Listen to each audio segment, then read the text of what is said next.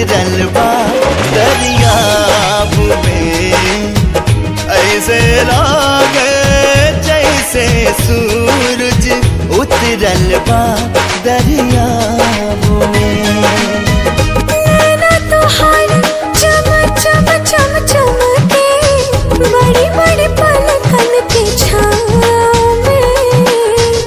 ऐसे लागे जैसे चंदा बैठल होखे नाव में। ऐसे लागे जैसे चंदा बैठल होखे नाव में।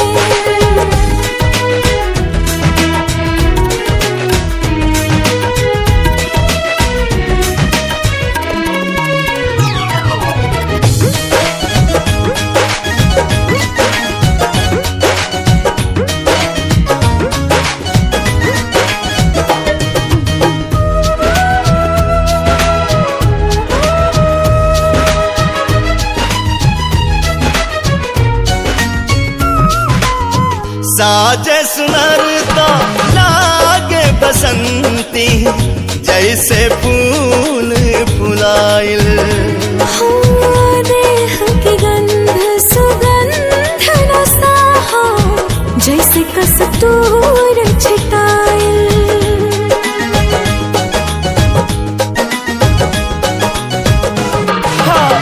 साजे सुनरता लागे बसंती जैसे फूल फुलाइल। देह की गंध सुगंध रसाहा जैसे कस्तूर छिटाइल। ऐसन लागे तोहरी जवानी सुर होके ठहराव में। ऐसे लागे बोल तोहर जैसे तबला हो गम खानाव में। ऐसन लागे जैसे सूरज उतरल बा दरियाब में।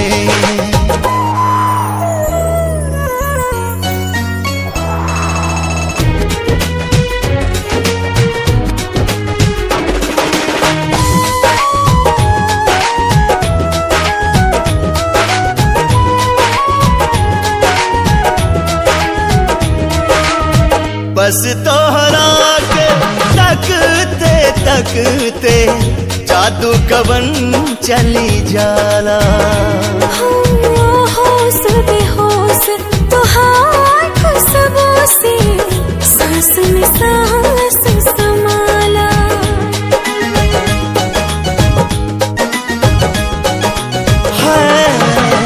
बस तोहरा के तकते तकते जादू कवन चली जाला। होश बेहोश तोहार खुशबू से सांस में सांस समाला। रोवा रोवा सिहरे लागे अखियन के भरमाव में। ऐसे लागे धरती ऊपर अंबर नाचे पाँव में। ऐसे लागे जैसे सूरज उतरल बा दरियाव में।